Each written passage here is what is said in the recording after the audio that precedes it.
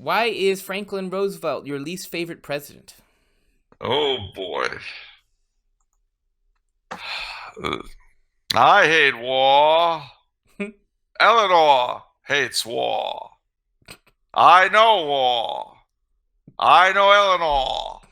Frankly, I prefer war. Did he say No, that? well, no. That's what he Oh, actually said was, "I hate war. Eleanor hates war." But oh, okay. that's well. Why do I dislike him? Why is he my least favorite? Well, two words: New Deal. Um, he was. You don't like that he brought America out of the Depression.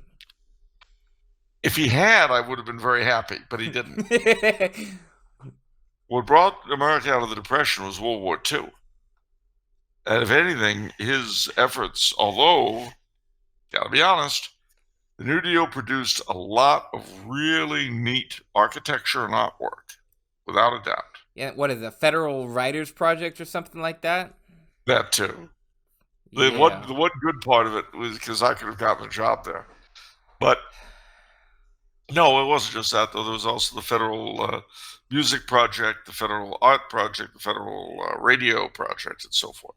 They did a lot of things. The Federal Theater Project. Now, mind you, a lot of them were kind of rotten with communists, but you got to take what you get. Uh, but all of that to one side, and also the fact that he had a certain amount of personal charm. He very much enjoyed caricatures of himself and satires on himself. So that's why, if you've ever seen the movie Yankee Doodle Dandy, it's the story of George M. Cohan, but it begins with Cohan being summoned to the White House. And Cohan's very much afraid. And the reason why he was afraid in the movie, and apparently in real life, is that his last great show before he died, which he's doing in the movie, was called I'd Rather Be Right. And it was a send up of President Roosevelt. It made him look like an absolute boob. Yeah. And he's singing and dancing and all that.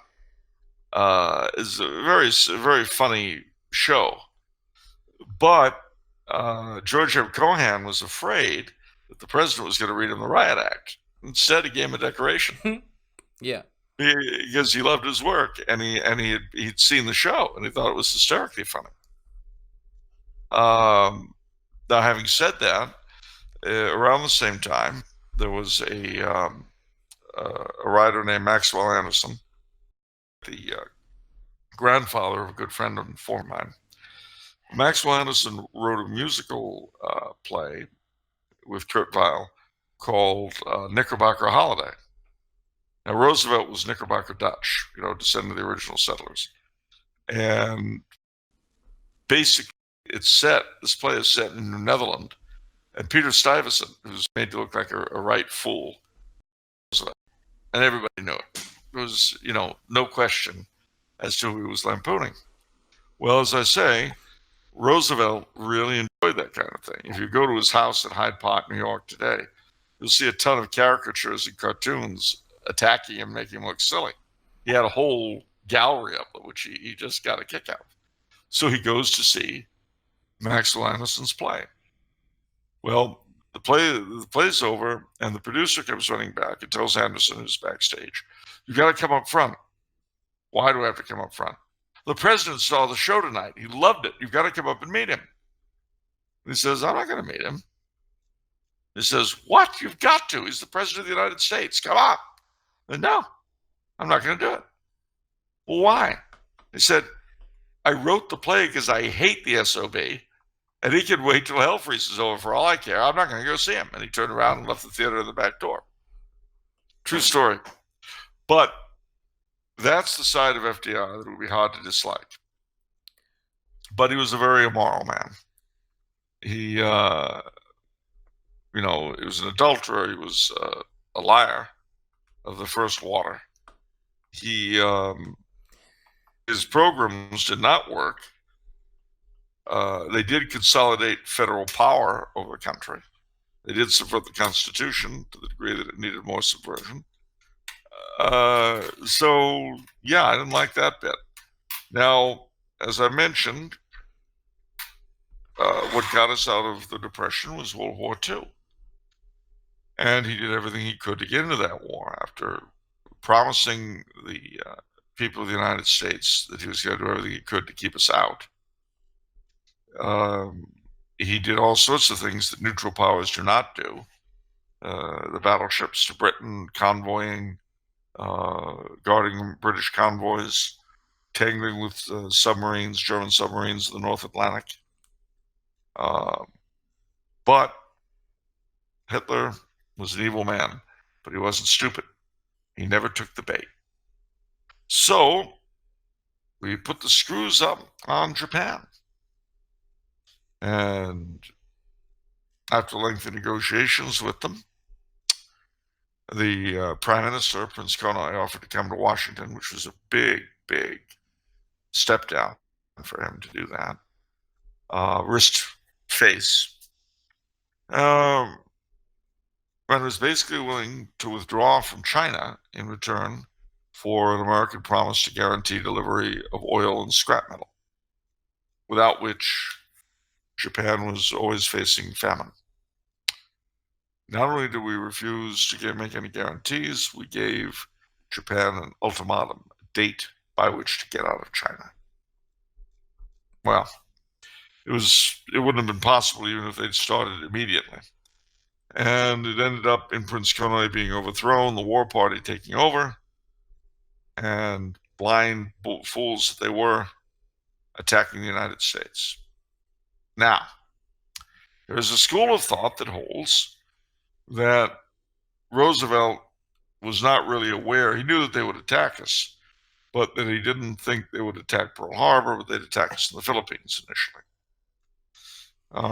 There's another school of thought which holds that he knew they were going to be attacking Pearl Harbor, which is why the carriers were sent out to sea, and why the battleships, which were obsolete anyway, would not have been used in a modern war, were pulled off their wartime deployment and put back into the civilian battleship row formation, which made them sitting ducks for the attack on Pearl Harbor. I don't know. These are the theories that are voiced about. Lots of evidence is adduced both ways. I don't know. What I do know is that we certainly did not respond to the Japanese peace initiatives, and we're very happy, in a sense, that the Japanese attack allowed us to get into World War II. Now, having said that, he did one other thing which I really dislike, and that is conduct of the war, and that was unconditional surrender. Terrible policy. Terrible policy. If we had told the Germans, look, you get rid of Hitler and we'll talk, and told the Japanese, get rid of Tojo, we'll talk, the war would have ended a lot more quickly. Okay. Well, I have a sneaking suspicion that leads me to ask a question. How does FDR stack up against the last 5 presidents, all the presidents after Reagan? In your mind, is he still much better? It's a fair question. Yeah, he was much more presidential. He had a much better idea of how to do the office. He certainly knew how to come across presidentially. He was a master politician. The ones we've had since have been stumblebums. This guy knew how to be the president of your dreams. He combined a sort of aristocratic air with a feeling of caring about the little guy, which is something the American always responds very well to.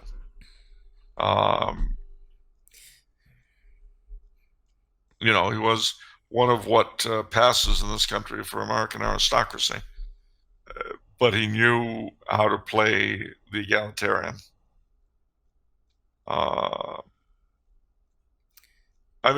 I guess what I'm trying to say is, much as I dislike his policies as a president, he was so much better at playing the role. Yeah, well, I know that your worldview, and I pretty much agree with it. Where there's sort of a trickle down, where even like the good presidents for modern days still have come up short compared to. I mean, as you would say, they're not as well educated. There's a lot of things No, that kind of just go down the tubes in some areas. So okay, so a bad president from 80 years ago, how does he stack up to current presidents? You know? better. See, yeah, I had a suspicion that you would say that. Yeah, and it's not something. Well, one of the things I explored in Star Spangled Crown was the fact that the presidency is torn in two different directions. One is toward its constitutional requirements, but the other are the roles that generally fall to heads of state, the monarch. So, for instance, one of the things that comes to mind is the role of the monarch as patron of the arts. Every monarch is like that. But the President of the United States, although he has become one, we have the Kennedy Center honors and all this stuff. It's not really the kind of role that fits the office dreamt of by the Constitution writers. And it's interesting to me that the ones who did the most to make the president personally patron of the arts and the humanities and so forth were, oddly enough, the three most regal presidents we've had in the 20th century: FDR, JFK, and Ronald Reagan. They were the three who best knew how to put on the dog, as they used to say.